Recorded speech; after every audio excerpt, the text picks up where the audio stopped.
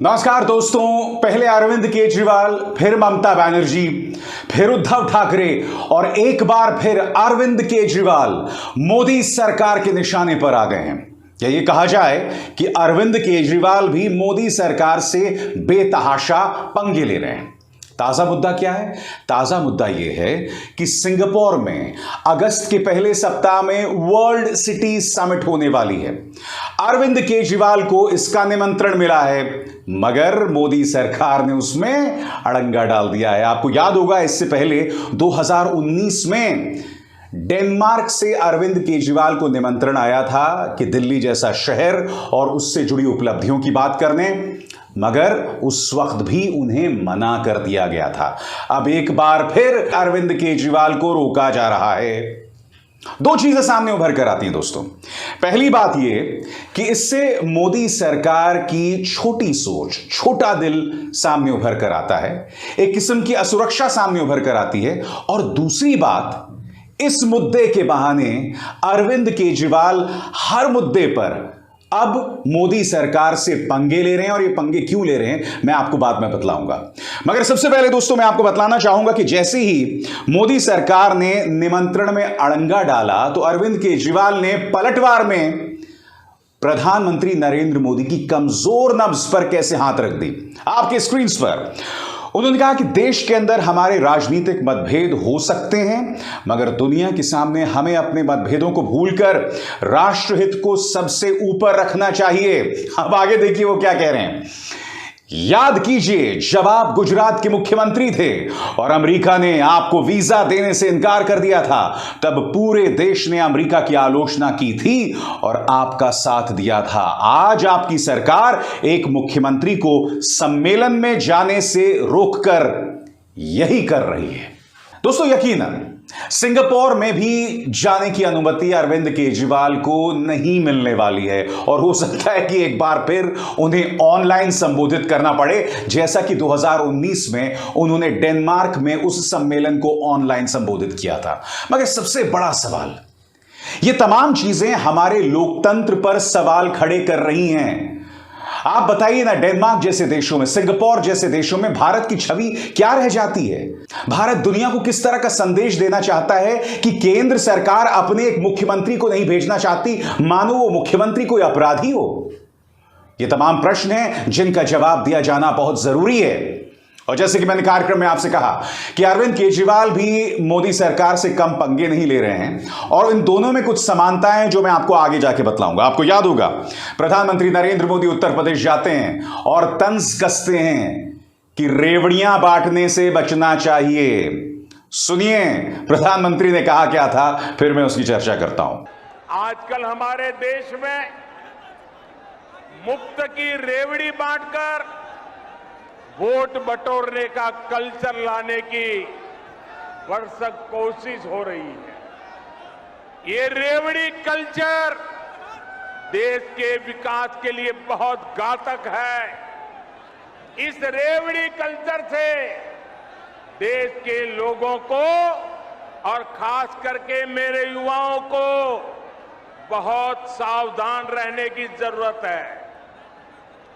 रेवड़ी कल्चर वाले कभी आपके लिए नए एक्सप्रेसवे नहीं बनाएंगे, नए एयरपोर्ट या डिफेंस कॉरिडोर नहीं बनवाएंगे।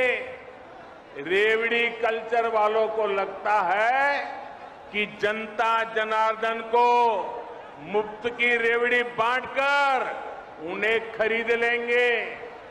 हमें मिलकर उनकी सोच को हराना है।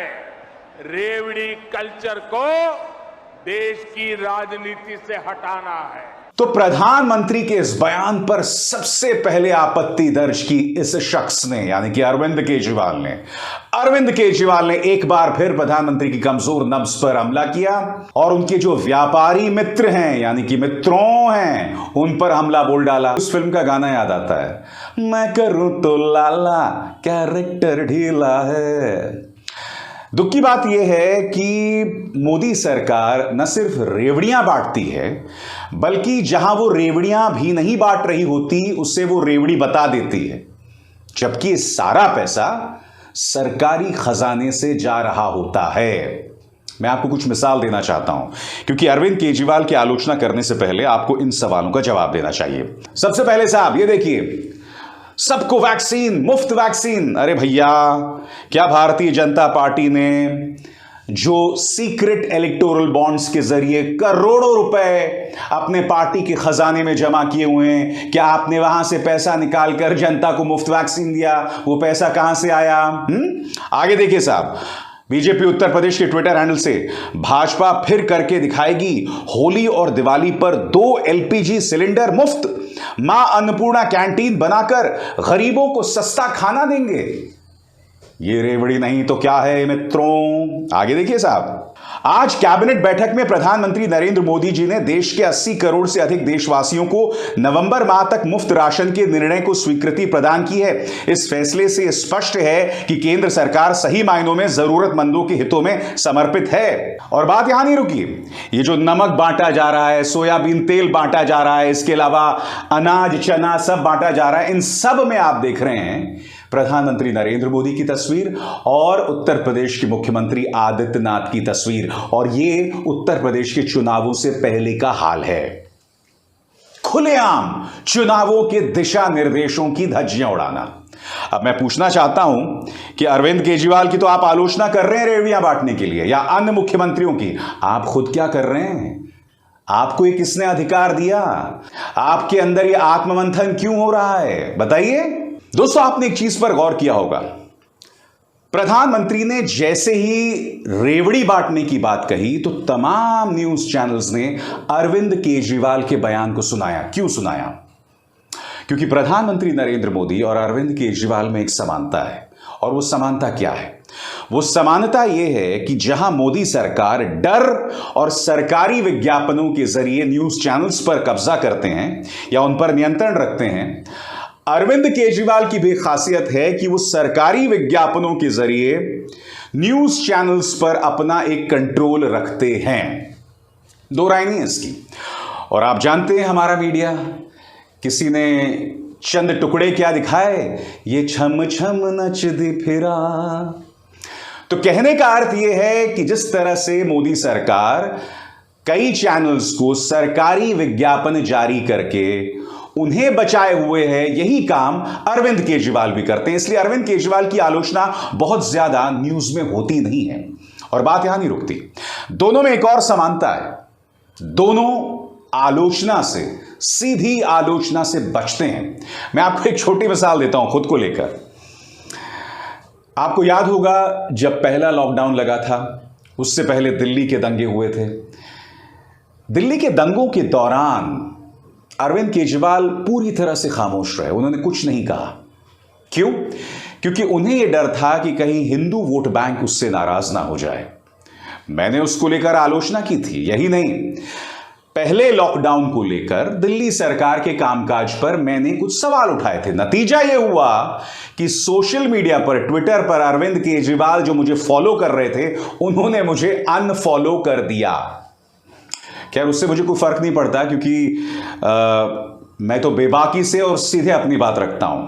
और मैं आपको एक और बात बताता हूं, मुझे ना प्रधानमंत्री नरेंद्र मोदी ट्विटर पर फॉलो करते हैं, ना राहुल गांधी, ना प्रियंका गांधी वाड्रा, ना अखिलेश यादव, ना मायावती और ना अरविंद केजरीवाल।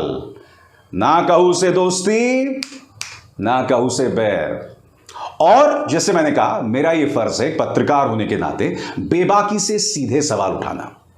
एक और समानता है प्रधानमंत्री नरेंद्र मोदी और अरविंद केजरीवाल के बीच में, और वो समानता क्या है कि दोनों के ही समर्थक अपने नेता के खिलाफ आलोचना बर्दाश्त नहीं कर सकते। हां, प्रधानमंत्री नरेंद्र मोदी का जो पूरा प्रचार तंत्र है वो बहुत ज्यादा मजबूत है, वो बहुत ज्यादा जहरीला है। वो समाज के अंदर दंगे तक भड़काने का मादा, दंगे तक भड़काने की औकात और हिम्मत रखता है। अरविंद केजरीवाल के समर्थक उनकी आलोचना नहीं बर्दाश्त कर पाते, मगर इतने जहरीले नहीं हैं जितना भाजपा का प्रचार तंत्र है। मगर दोनों में ही भक्त हैं। तो कहा जा सकता है एक तरह से दोस्तों कि ये समानताएं इनमें दिखाई देती हैं। और अगर आपने एक बात पर गौर किया होगा, अरविंद केजरीवाल अब सही मायने में खुद को देश का विपक्ष के तौर पर पेश कर रहे हैं और उसकी कई मिसालें हैं। जैसे ही पंजाब में चुनाव जीते, अब दिल्ली और पंजाब मॉडल को वो पूरे देश के सामने पेश करना चाहते हैं। अभी मध्य प्रदेश में जो स्थानीय चुनाव हुए, वहां पर आम आदमी पार्टी को पहली सफलता मिली है। इन तमाम चीजों को अब वो देश में एक मॉडल के तौर पर पेश करेंगे और ये बतलाने का प्रयास करेंगे कि हम ही इस देश के असली विपक्ष हैं। यशवंत सिन्हा का साथ दिया जा रहा है राष्ट्रपति चुनावों में, आम आदमी पार्टी उनको साथ दे रही है और इसलिए अरविंद केजरीवाल भी कह रहे हैं कि मैं ही हूं असली विपक्ष। और उनके पक्ष में जाती क्या चीज है, मैं आपको बतलाना चाहता हूं। इन चेहरों पर गौर कीजिए। ममता बनर्जी, केसीआर, ये तमाम जो चेहरे हैं महत्वाकांक्षी हैं। ये भी प्रधानमंत्री बनना चाहते हैं, मगर इनकी दिक्कत यह है कि ये लोग अपने ही राज्यों में सिमटे हुए हैं। ममता बनर्जी भी लगातार कोशिश करती रहती हैं कि अन्य राज्यों में वो अपनी पैठ बनाएं। अरविंद केजरीवाल अन्य राज्यों में अपनी पैठ धीरे धीरे बना रहे हैं। मसलन इस साल के अंत में गुजरात और हिमाचल में चुनाव होने वाले हैं और दोनों ही जगहों पर आम आदमी पार्टी अपनी राजनीतिक दस्तक दे रहे हैं। क्यों? क्योंकि भारतीय जनता पार्टी के मुकाबले में जो असली विपक्षी दल यानी कांग्रेस की चाल बेहद सुस्त है, बेहद ढीली है।